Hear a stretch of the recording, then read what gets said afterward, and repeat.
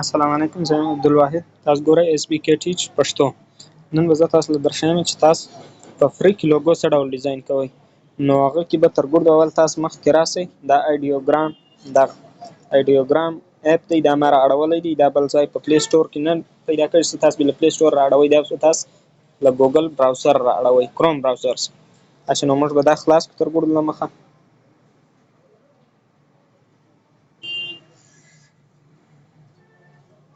2 منټه به انتظار ته وکړئ، دا یو څه ټایم اخلي. دا د کروم براوزر اپ دی، له دا وجې دا یو څه ټایم اخلي. نو دلته به موږ کنټینیو ویت ګوګل کړو.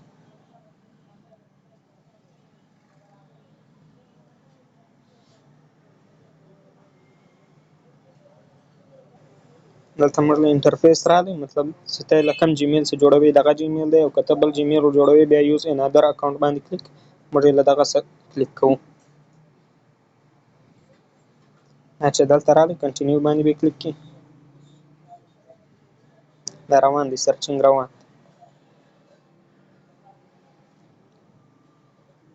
چې موږ ته دا انټرفیس راغلی، لوګ آوټ ویلکم، مطلب ستا پروفایل کریټ شوی. دلته به موږ کریټ پروفایل باندې کلیک کوو. څه به انتظار وکړو، دلته به راشي سټارټ کریټینګ. سټارټ کریټینګ باندې به کلیک کوو، اکسپټ باندې به کلیک کوو. موږ له راغلی دا انټرفیس، دلته به موږ دا پلس نشان باندې کلیک کوو. پلس نشان باندې به کلیک کوو. دلته به زه ورته ولیکم MAKE میک LOGO لوګو.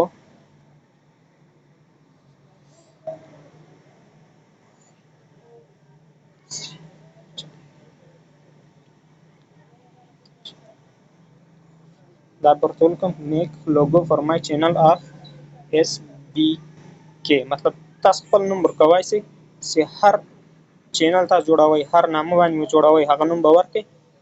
ما ورکړئ میک لوګو فار مای چینل اف SBK.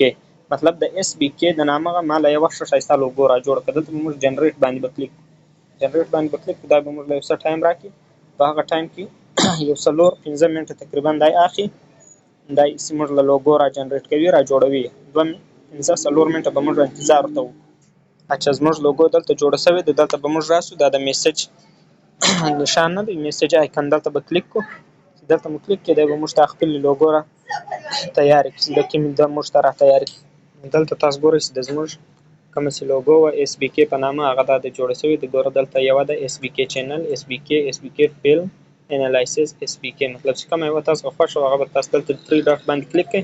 دا ډاونلوډ JPG باندې به کلیک کړئ. تاسو ډاونلوډ کړئ، بیا تاسو خپل چینل له ورکولی شئ، ټیک ټاک اکاونټ له ورکولی شئ، فیسبوک اکاونټ له ورکولی شئ. نو نن ویډیو وه زموږ تر دا ځایه. زه امید لرم چې دا زما ویډیو به ستاسو ګردو په کار درغلی وي. نو مخ ته یې شیر کړئ، سبسکرایب یې کړئ زما چینل. مهرباني.